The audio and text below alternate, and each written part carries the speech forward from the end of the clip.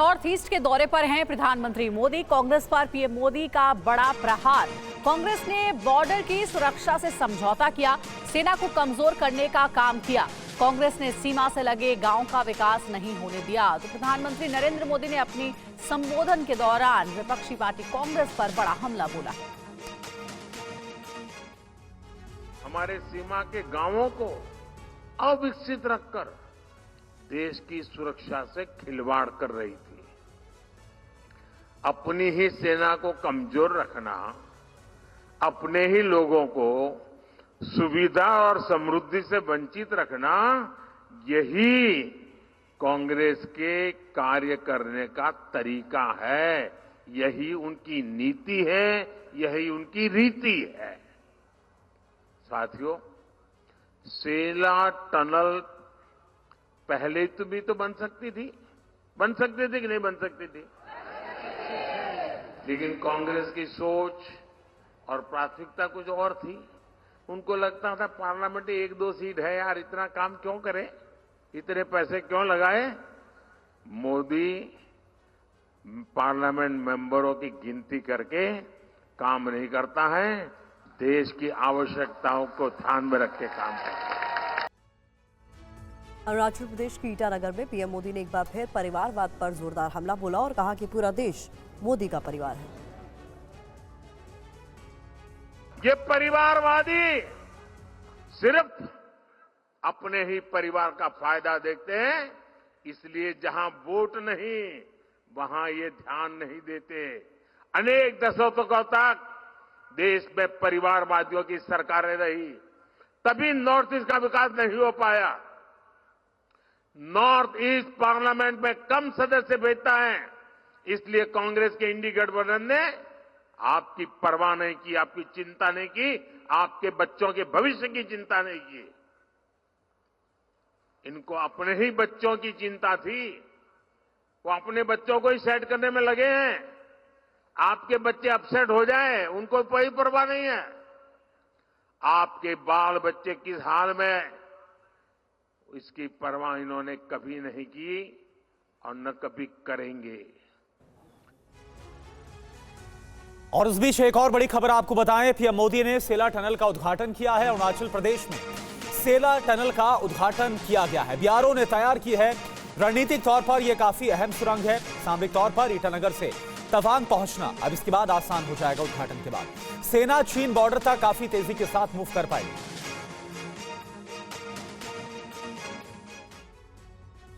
प्रधानमंत्री मोदी की टनल नीति से चीन घबराया हुआ है। अरुणाचल प्रदेश के पश्चिम कामेंग जिले में स्थित सेला टनल का आज पीएम मोदी ने उद्घाटन कर दिया। दुनिया की सबसे लंबी टनल ट्विन टनल चीन बॉर्डर के बहुत नजदीक है और भारत के लिए सुरक्षा के लिहाज से काफी महत्वपूर्ण है। सेला टनल से 10 किलोमीटर कम होगी तवांग से चीन सीमा तक की दूरी। तवांग को हर मौसम में कनेक्टिविटी प्रदान करेगी। एलएसी के करीब रणनीतिक रूप से महत्वपूर्ण है। असम के तेजपुर और अरुणाचल के तवांग में सेना के कोर मुख्यालय की दूरी कम होगी। खास बात यह भी है कि सेला सुरंग के तैयार होने से भारत चीन सीमा में सैनिकों, हथियारों और मशीनरी की तैनाती आसान हो जाएगी। सेला टनल को सीमा सड़क संगठन ने बनाया है, जिसमें 2 सुरंगें और एक लिंक रोड शामिल है।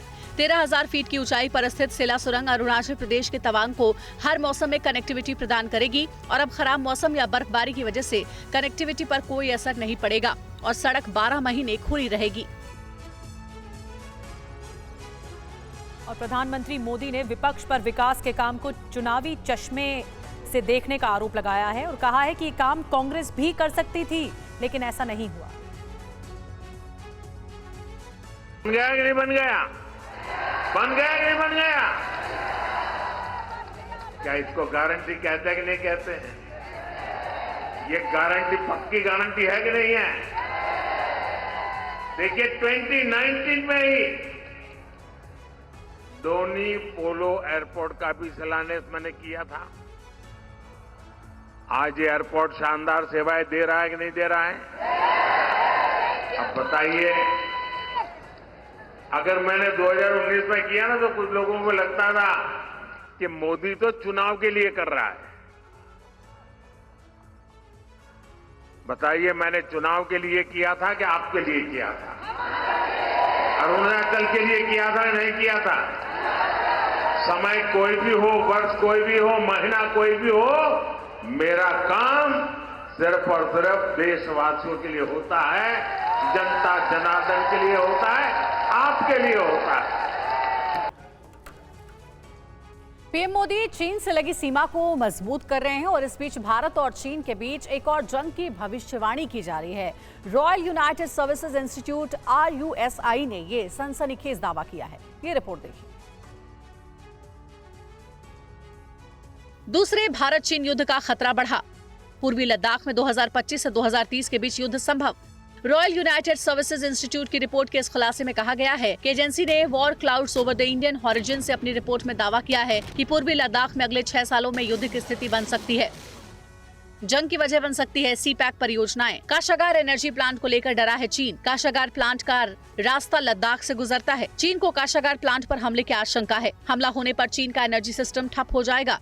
प्रधानमंत्री नरेंद्र मोदी की टनल नीति से चीनी राष्ट्रपति जिनपिंग खौफ में हैं। गलवान में चीनी सैनिकों से निपटने के बाद भी वो चुप नहीं बैठे। अगर भारत और चीन के बीच जंग हुई तो भारत ने बड़ी तैयारी की है। इसमें LAC पर टनल निर्माण से लेकर हथियार और फाइटर जेट तक सब शामिल है। सेला सुरंग से भी अब चीन को चुनौती मिलेगी। यही नहीं, उत्तराखंड से हिमाचल प्रदेश तक सीमा पर 10,000 जवान भी तैनात किए गए हैं। खबर ये भी है कि अब भारतीय सेना के लिए 5वीं पीढ़ी का फाइटर जेट बनेगा, जिससे चीन को आसमान में करारा जवाब मिलेगा। बीच बॉर्डर पर फिलहाल शांति है, लेकिन ये शांति बड़ी जंग की आहट है। पीएम मोदी नॉर्थ ईस्ट को करोड़ों की सौगात दे रहे हैं। इस बीच पीएम आज असम के काजीरंगा नेशनल पार्क में पहुंचे। नॉर्थ ईस्ट के दौरे पर असम पहुंचे पीएम मोदी के प्रकृति प्रेम को दुनिया ने एक बार फिर से देखा। PM Modi Kaziranga national park में पहुंचे, जहां उन्होंने जंगल सफारी का लुत्फ उठाया। हाथी की सवारी के साथ ही खूबसूरत तस्वीरों को कैमरे में भी कैद किया।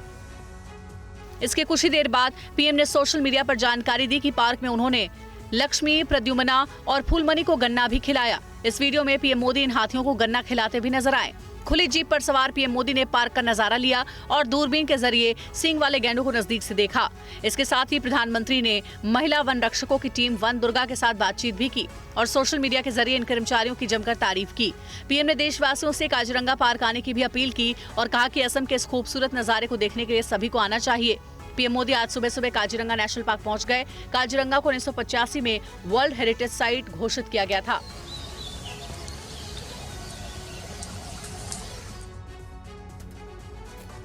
और चलिए सीधा रुख करते हैं और आपको दिखाते हैं किस तरह से प्रधानमंत्री नरेंद्र मोदी, जो कि पूर्वोत्तर के दौरे पर है, और हेमंता बिस्वा शर्मा, जो कि असम के मुख्यमंत्री है, वो इस वक्त सम्मानित कर रहे हैं प्रधानमंत्री नरेंद्र मोदी को। ये तस्वीरें इस वक्त हम आपको दिखा रहे हैं। असम के जोरहाट जिले की तस्वीरें हैं। असम का दौरा प्रधानमंत्री का, और जोरहाट में जहां पर एक रैली को भी प्रधानमंत्री की तरफ से संबोधित किया जाएगा। और इस बीच ये तस्वीरें हम आपको दिखा रहे हैं असम के जोरहाट की, जहां पर प्रधानमंत्री नरेंद्र मोदी को असम के मुख्यमंत्री हेमंता बिस्वा शर्मा इस वक्त सम्मानित कर रहे थे और बड़ी संख्या में लोग प्रधानमंत्री को देखने के लिए, सुनने के लिए भी वहां पर मौजूद हैं। दो तस्वीरें इस वक्त हम आपको दिखा रहे हैं। नरेंद्र मोदी, भारत माता की, भारत माता की। लाखपति বাইদেউ সকলে অলপ ডাঙৰ কৰি কওক, নৰেন্দ্ৰ মোদী, নৰেন্দ্ৰ মোদী। আজিৰ সভাত আমাৰ মাজত উপস্থিত आपके सामने कुल मिलाकर 17,000 करोड़ की परियोजनाओं की जो सौगात है वो प्रधानमंत्री नरेंद्र मोदी अपने इस असम दौरे में दे रहे हैं। आज दूसरा दिन है प्रधानमंत्री का इस दौरे का। कल पहुंच गए थे और कल सीधे काजीरंगा नेशनल पार्क पहुंचे थे, और आज सुबह की तस्वीरें भी हमने आपको दिखाई काजीरंगा नेशनल पार्क की, जहां पर प्रधानमंत्री ने जंगल सफारी का लुत्फ भी उठाया था। और आगे बढ़ते हैं। लोकसभा चुनाव से पहले मध्य प्रदेश में कांग्रेस की परेशानी कम नहीं हो रही। कांग्रेस नेता सुरेश पचौरी और पूर्व सांसद गजेंद्र राजू खेड़ी अपने समर्थकों के साथ बीजेपी में शामिल हो गए। ये रिपोर्ट देखिए। लोकसभा चुनाव से पहले कांग्रेस की मुश्किलें कम होने का नाम नहीं ले रही है। कांग्रेस को चुनाव से पहले एक के बाद एक बड़े झटके लग रहे हैं। बीजेपी में शामिल होने वाले नेताओं में पूर्व केंद्रीय मंत्री सुरेश पचौरी, पूर्व सांसद गजेंद्र सिंह राजू खेड़ी, पूर्व विधायक संजय शुक्ला, पूर्व विधायक विशाल पटेल, अर्जुन पलिया, आलोक चसोरिया, पूर्व जिला अध्यक्ष कैलाश मिश्रा, योगेश शर्मा, अतुल शर्मा, सुभाष यादव और दिनेश ढिमोले शामिल हैं। मुख्यमंत्री मोहन यादव और पूर्व सीएम शिवराज सिंह चौहान की मौजूदगी में सभी नेताओं ने बीजेपी की सदस्यता ग्रहण की। संजय शुक्ला ने बीजेपी में शामिल होने का कारण भी बताया। देखिए, जो कांग्रेस पार्टी ने जो हमारा हिंदू धर्म का सबसे बड़ा मंदिर बना था, जो हिंदुस्तानी पूरे दुनिया लोग चाहते थे राम मंदिर बने, उस मंदिर को निबंधन ठुकराया, जो उसकी स्थापना थी, उस कारण हम लोग उसको हाथ लगा। उसी हाथ के कारण हम आज भारतीय जनता पार्टी, क्योंकि मेरा पुराना परिवार है, मेरा पूरा परिवार भारतीय जनता पार्टी में काम करता है, मेरे पिताजी भारतीय जनता पार्टी के कई पदों पर है और इसलिए मैं अपने परिवार में वापस आ गया। बताया जाता है कि शिवराज के निवास पर सुरेश पचौरी की मुलाकात हुई थी। इसके बाद शिवराज ने सुरेश पचौरी की जेपी नड्डा से बात कराई थी। सुरेश पचौरी कांग्रेस के कद्दावर नेता रहे हैं। उन्होंने कांग्रेस छोड़ने के पीछे एक बड़ी वजह जो बताई है वो है भगवान राम का अनादर। पचौरी ने और क्या कहा है, देखिए रिपोर्ट। सुरेश पचौरी गांधी परिवार के करीबी रहे हैं। सुरेश पचौरी कभी चुनाव नहीं लड़े, इसके बावजूद कांग्रेस सरकार में केंद्रीय मंत्री भी बने। सुरेश पचौरी का राजनीतिक सफर, मध्य प्रदेश युवा कांग्रेस से जुड़े और अध्यक्ष बने। इसके बाद भारतीय युवा कांग्रेस में महासचिव बने। 1984, 1990, 1996 और 2002 में राज्यसभा सांसद बनाए गए। गृह एवं रक्षा मंत्रालय में केंद्रीय रक्षा उत्पादन राज्य मंत्री रहे। 2004 में केंद्रीय राज्य मंत्री बने। 2008 में मध्य प्रदेश कांग्रेस का अध्यक्ष बनाया गया। रामचरितमानस में गोस्वामी तुलसीदास जी ने कहा है कि जाते तीर्थ न राम विदहि तजिए ताई कोटि बैरिसम, यद्यपि परम स्नेही। कोई कितना ही प्रिय क्यों ना हो, अगर वो राम जी का अनादर करे तो उसे छोड़ दो। तो मैंने कांग्रेस छोड़ दी। दूसरी बात, मुझे अपने जीवन में कभी पद और पद की लालसा नहीं रही और मैं सार्वजनिक रूप से कह रहा हूँ, अभी भी मैं बगैर शर्त के यहाँ आया हूँ। बस्ती पठाना के पूर्व कांग्रेसी विधायक गुरप्रीत सिंह जीपी ने आज आम आदमी पार्टी का दामन थाम लिया। मुख्यमंत्री भगवंत मान की मौजूदगी में उन्होंने आम आदमी पार्टी की सदस्यता ग्रहण की। लोकसभा चुनावों से पहले पंजाब में कांग्रेस को बड़ा झटका लगा। पूर्व कांग्रेस विधायक गुरप्रीत सिंह जीपी ने कांग्रेस का साथ छोड़ दिया है। बस्ती पठाना के पूर्व विधायक गुरप्रीत जीपी ने आज आम आदमी पार्टी का दामन थाम लिया। आज सुबह मुख्यमंत्री भगवंत मान से मिलने गुरप्रीत सिंह जीपी पहुंचे और उनकी मौजूदगी में आम आदमी पार्टी की सदस्यता ली। इस दौरान कैबिनेट मंत्री गुरमीत सिंह मीत भी मौजूद रहे। गुरप्रीत सिंह जीपी बस्ती पठाना से 2017 में चुनकर विधायक बने। गुरप्रीत ने आप प्रत्याशी संतोख सिंह सलाना और अकाली दल के दरबारा सिंह गुरु को हराया। 2022 के चुनाव में गुरप्रीत सिंह जीपी को हार का सामना करना पड़ा था। आम आदमी पार्टी के ही रुपिंदर हैप्पी ने गुरप्रीत सिंह जीपी को हराया था।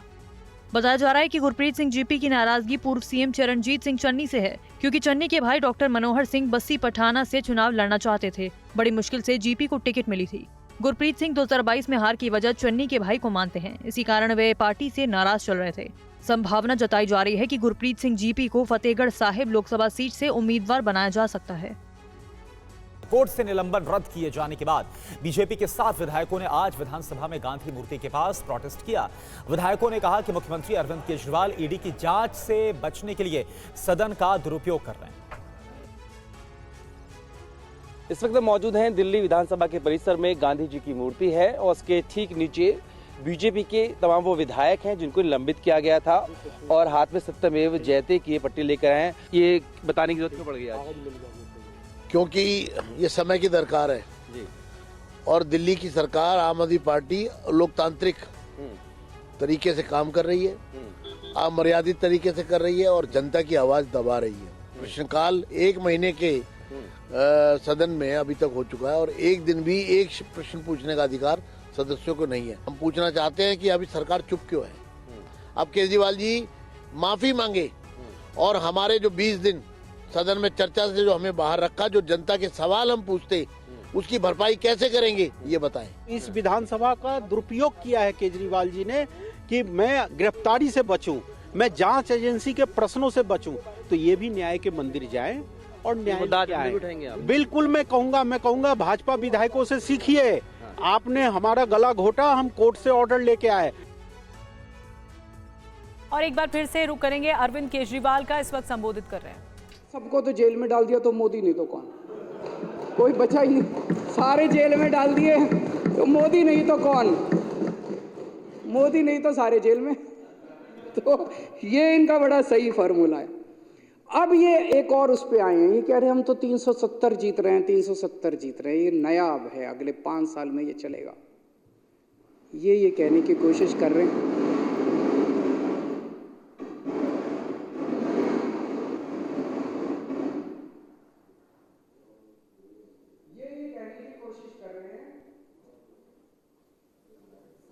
ये कहने की कोशिश कर रहे हैं कि अब हमें इस देश के 140 करोड़ लोगों की जरूरत नहीं है, अब तुम्हारे वोट की जरूरत नहीं है, घर बैठो, वोट डालने आओ तो डालना, नहीं डालने आओ तो मत डालना, हमें तो 370 मिल रहे हैं क्योंकि सामने लड़ने वाला ही कोई नहीं बचा। थोड़े दिन के अंदर सारा विपक्ष, हिटलर ने भी यही किया था, जब हिटलर आया था, हिटलर ने 3 महीने में कर दिया, इन्होंने 10 साल लगा दिए। तो अब इनका ये कहना है कि हमें किसी की जरूरत नहीं है, तो ये जनतंत्र खत्म कर रहे हैं। अध्यक्ष महोदय, ये देश के साथ गद्दारी है, ये देशद्रोह है। अगर इस देश के अंदर जनतंत्र खत्म कर दिया जाए, मैं मन में सोच रहा था आज अगर श्री राम होते, अगर श्री रामचंद्र जी आज इस युग के अंदर होते तो ईडी और सीबीआई को उनके घर भी भेज देते और यहाँ बंदूक रख के पूछते बेटा बीजेपी में आ रहा है कि जेल जाएगा।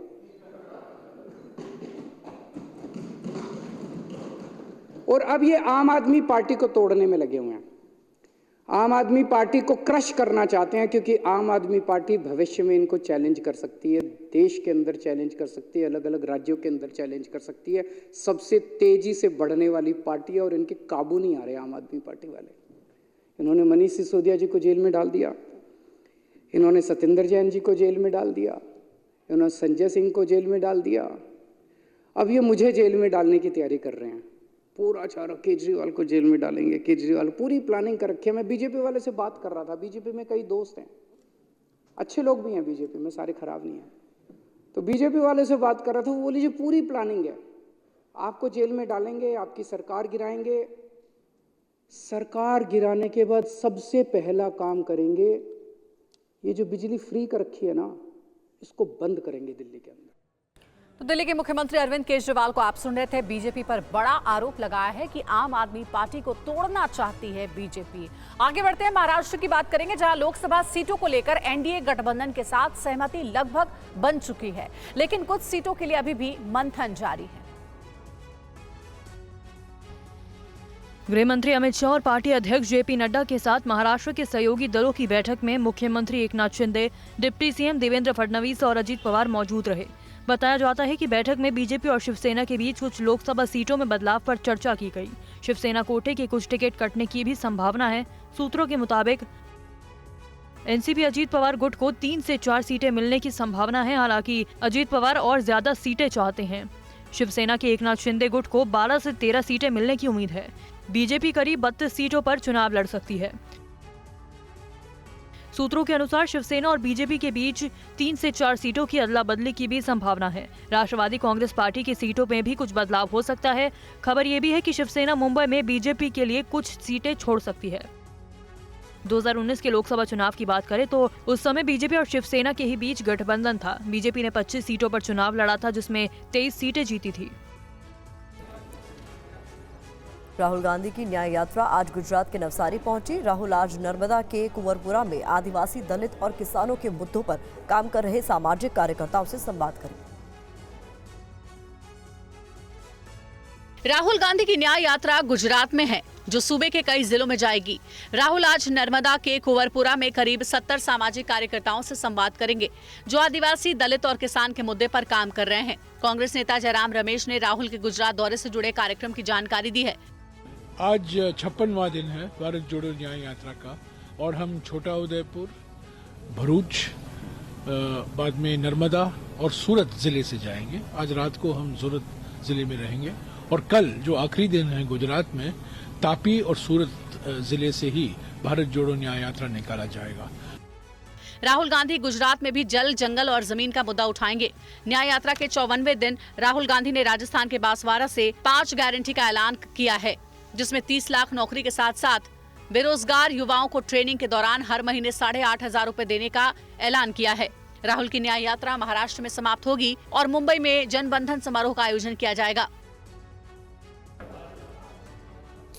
13 मार्च को मोदी कैबिनेट की आखिरी बैठक, ये बड़ी खबर आपको बता रहे हैं। बुधवार को प्रधानमंत्री आवास पर कैबिनेट की बैठक होगी। बैठक में पीएम मोदी अपने कैबिनेट के सहयोगियों को आभार और धन्यवाद जता सकते हैं।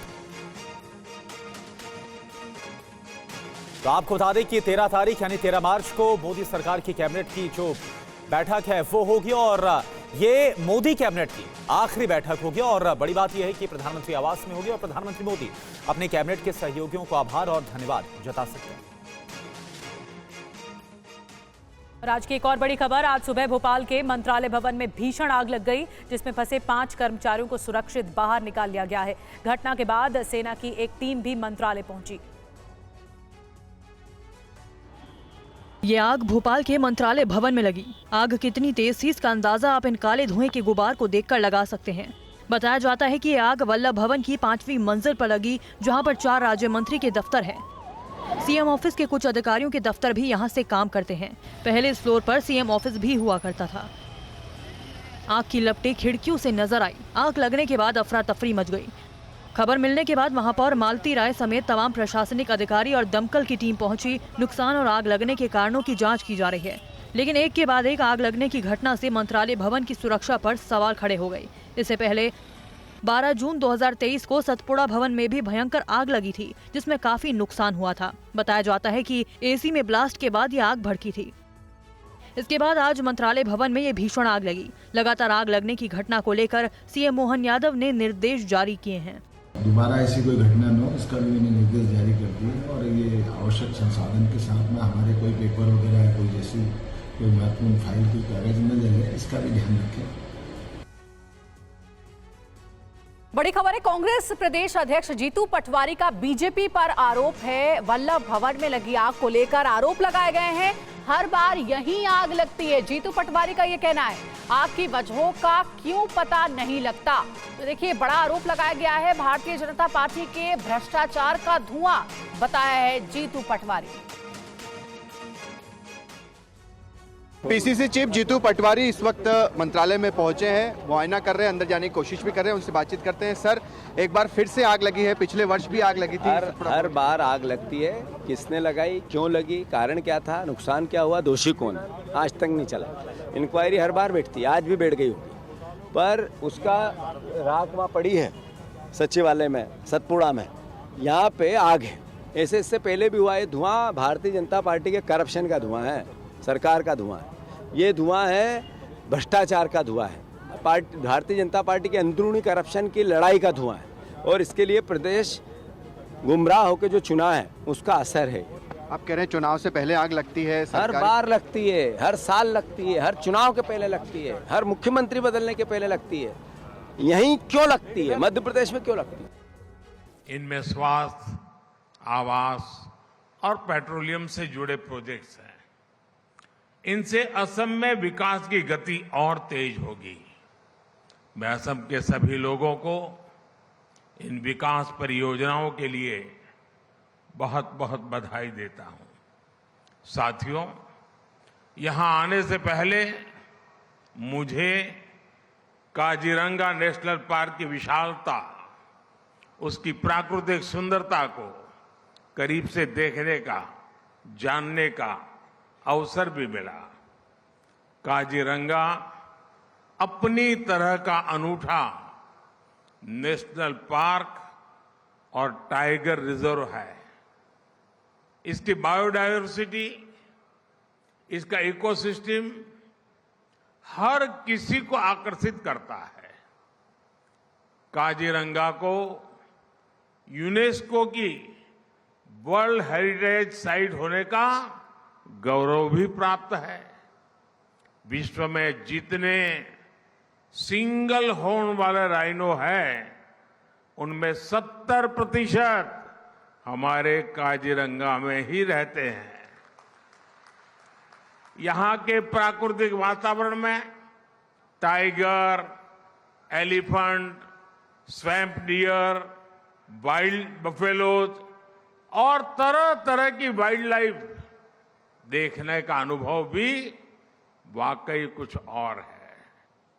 साथ ही बर्ड वॉचर्स के लिए भी काजीरंगा किसी स्वर्ग की तरह है।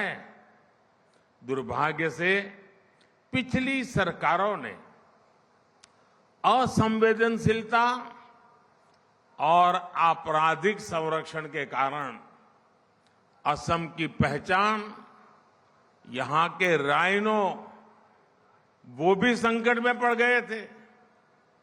2013 में एक ही वर्ष में यहां 27 राइनोज का शिकार हुआ था, लेकिन हमारी सरकार यहां आके लोगों के प्रयासों से 2022 में ये संख्या 0 हो गई है। 2024 काजीरंगा नेशनल पार्क का गोल्डन जुबिली वर्ष भी है। मैं असम के लोगों को इसके लिए भी बहुत बधाई देता हूं और मैं देशवासियों को भी कहूंगा कि गोल्डन जुबिली ईयर है काजीरंगा का, आपके लिए भी यहां आना बनता ही है। मैं काजीरंगा से जो यादें लेकर आया हूं, ये यादें जीवन भर मेरे साथ रहने वाली है। साथियों, आज मुझे वीर लसित बोरफुकन की विशाल और भव्य प्रतिमा का अनावरण का भी सौभाग्य मिला। लसित बोरफुकन असम के शौर्य, असम के पराक्रम के प्रतीक है। वर्ष 2022 में हमने दिल्ली में लसित बोरफुकन के 400वीं जन्म जयंती वर्ष के पूर्व पूरे उत्साह से मनाया था।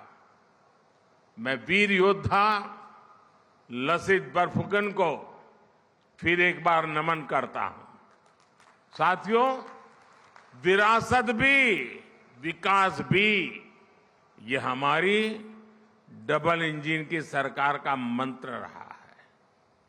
विरासत के संरक्षण के साथ ही असम की डबल इंजन की सरकार यहां के विकास के लिए भी उतनी ही तेजी से काम कर रही है। इंफ्रास्ट्रक्चर, स्वास्थ्य और ऊर्जा के क्षेत्र में असम ने अभूतपूर्व तेज गति दिखाई है। एम्स के निर्माण से यहां के लोगों के लिए बहुत सुविधा हो गई है। आज यहां तिनसुकिया मेडिकल कॉलेज का भी लोकार्पण हुआ। इससे आसपास के कई जिलों के लोगों को बेहतर स्वास्थ्य सुविधाएं मिलने लगेगी। असम के पिछले दौर पर, जब मैं पिछले दौरे पर आया था, मैंने गुवाहाटी और करीमगंज में 2 मेडिकल कॉलेज की आधारशिला रखी थी। आज शिवसागर मेडिकल कॉलेज का शिलान्यास किया गया है। यहीं आपके जोरहाट में एक कैंसर अस्पताल का निर्माण भी हुआ है। हेल्थ इंफ्रास्ट्रक्चर के इस विकास से असम और पूरे नॉर्थ ईस्ट के लिए स्वास्थ्य सेवाओं का एक बहुत बड़ा केंद्र यह हमारा आसाम बन जाएगा। साथियों, आज पीएम ऊर्जा गंगा योजना के तहत बनी बरौनी गुवाहाटी पाइपलाइन को देश को समर्पित किया गया है। ये gas pipeline north eastern grid को नेशनल गैस ग्रिड से कनेक्ट करेगी। इससे करीब 30 लाख परिवारों और 600 से ज्यादा सीएनजी स्टेशंस को गैस की सप्लाई होगी। बिहार, पश्चिम बंगाल और असम के 30 से ज्यादा जिलों के लोगों को इसका लाभ मिलेगा। साथियों, आज डिगबोई रिफाइनरी और गुवाहाटी रिफाइनरी की क्षमता के विस्तार का भी शुभारंभ हुआ है। दशकों से असम के लोगों की डिमांड थी कि असम की रिफाइनरी की कैपेसिटी को बढ़ाया जाए। यहां आंदोलन हुए, प्रदर्शन हुए, लेकिन पहले की सरकार ने यहां के लोगों की इस भावना पर कभी ध्यान नहीं दिया। लेकिन बीते 10 वर्ष में भाजपा सरकार ने असम की चारों रिफाइनरीज की क्षमता को बढ़ाने के लिए लगातार काम किया है। अब असम की रिफाइनरीज की कुल क्षमता 2 गुनी हो जाएगी, डबल। और इसमें भी नुमालीगढ़ रिफाइनरी की क्षमता तो 3 गुनी होने जा रही है, 3 गुनी। जब किसी क्षेत्र का विकास का मजबूत इरादा हो तो काम भी मजबूती से और तेज गति से होते हैं। साथियों, आज असम के मेरे 5.5 लाख परिवारों के लिए अपने पक्का मकान का सपना पूरा हुआ है। आप सोचिए, एक राज्य में 5.5 लाख परिवार अपनी पसंद के, अपनी मालिकी के पक्के घर में जा रहे हैं। भाइयों बहनों, जीवन का कितना बड़ा सौभाग्य है कि मैं आपकी सेवा कर पा रहा हूं। भाइयों बहनों, कांग्रेस की सरकारों के समय, उस समय जहां लोग एक एक घर के लिए तरसते थे, वहीं हमारी सरकार एक एक दिन में, आप देख रहे हैं अकेले आसाम में 5.5 लाख गरीबों को दे रही है। 5.5 लाख घर। और एक घर ऐसे ही 4 दीवारें नहीं है। इन घरों में शौचालय, गैस का कनेक्शन, बिजली, नल से जल, ये सारी सुविधा भी इसके साथ ही जुड़ी हुई है, एक साथ मिली है। असम में अब तक ऐसे 18 लाख परिवारों को पक्का मकान दिया जा चुका है। और मुझे खुशी है कि पीएम आवास योजना के तहत दिए गए ज्यादातर घर महिलाओं के नाम रजिस्टर्ड किए गए हैं। अब घर की मालकिन ये मेरी माताएं बहनें बनी हैं। यानी इन घरों के लाखों महिलाओं को अपने घर की मालकिन बना दिया है। साथियों, हमारा प्रयास है कि असम की हर महिला का जीवन आसान हो। इतना ही नहीं, उसकी बचत भी बढ़े, आर्थिक रूप से उसको बचत हो।